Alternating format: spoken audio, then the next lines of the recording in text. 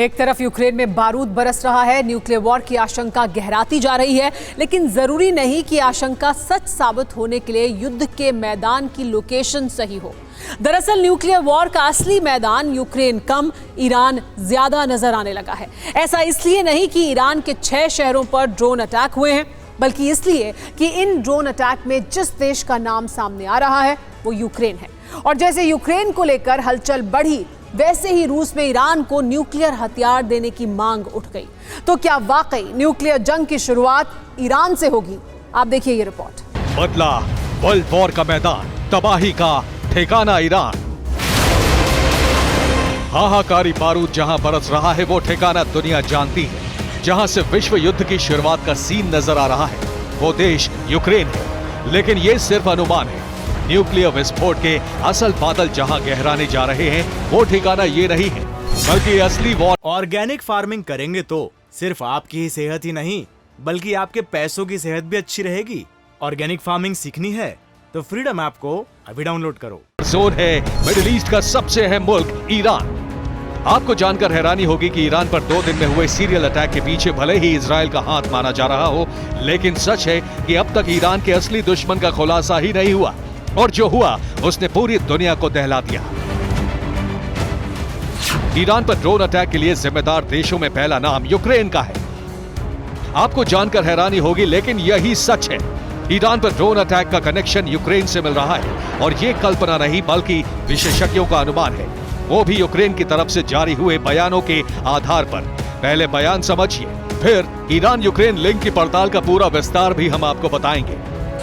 बयान जारी किया गया है यूक्रेन के विदेश मंत्रालय की तरफ से, जिसमें फारसी कहावत के जरिए तेहरान पर अटैक का समर्थन किया गया है। यूक्रेन ने अटैक को रूस के हमले का समर्थन करने की सजा बताया।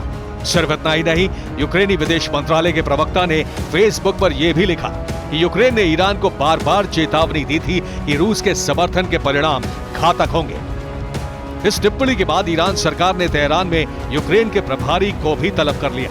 सख्ती दिखाते हुए कहा गया कि हमले पर दिया गया यूक्रेन का तर्क बेहद घातक है। इससे हमले के पक्ष में यूक्रेन का समर्थन माना जाएगा। ईरान का ये एक्शन स्वाभाविक भी है। तो क्या ईरान के ड्रोन हमले में यूक्रेन शामिल था? क्या यूक्रेन ने ईरान से जंग का बदला लिया है? और क्या यूक्रेन ने हालात और ज्यादा बिगाड़ दिए?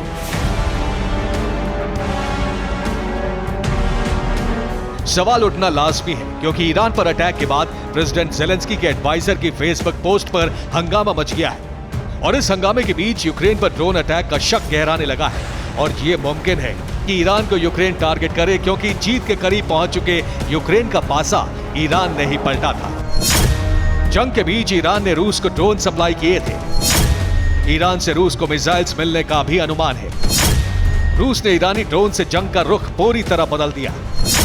यूक्रेनी फोर्स के सामने ईरानी ड्रोन काल बन गए थे।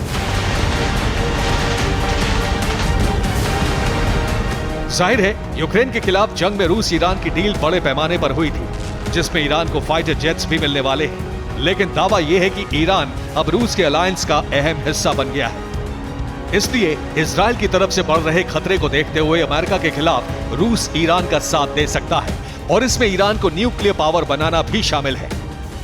लिहाजा यूक्रेन से अटैक होना एक बड़ी रणनीति हो सकती है, जिसका मजमून इजराइल पहुंचे अमेरिकी विदेश मंत्री एंटनी ब्लिंकन के बयान और इजराइल की धमकी से मिलता है। इजराइल पहुंचे एंटनी ब्लिंकन ने अमेरिकी कसम दोहराई। ब्लिंकन के मुताबिक ईरान को कभी न्यूक्लियर वेपन नहीं बनाने दिया जाएगा।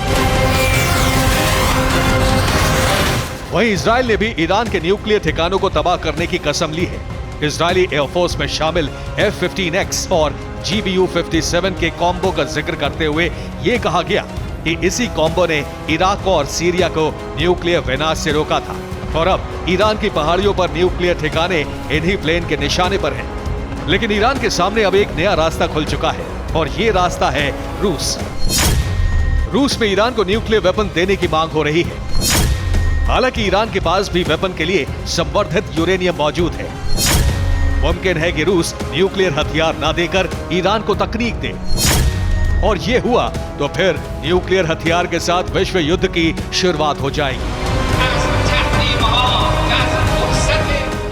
ऐसा इसलिए भी संभव है क्योंकि ईरान के मुद्दे पर सुपर पावर का ऑर्डर बदल सकता है। कई देश ईरान के साथ खड़े हो सकते हैं, यानी अमेरिका का पलड़ा हल्का हो सकता है। यही वजह है कि रूस में न्यूक्लियर वेपन सप्लाई के लिए उतावलापन दिख रहा है। एक बात साफ है कि ईरान पर हुआ अटैक सामान्य नहीं था, बल्कि ये जंगी माहौल में फूटी विश्व युद्ध की चिंगारी को हवा देने का काम हुआ है। अब ये किसने किया, क्यों किया, मकसद का खुलासा नहीं हुआ है, बल्कि रणनीति में इसे बांध दिया गया है। पर इतना तय है कि अब विश्व युद्ध का केंद्र ईरान है।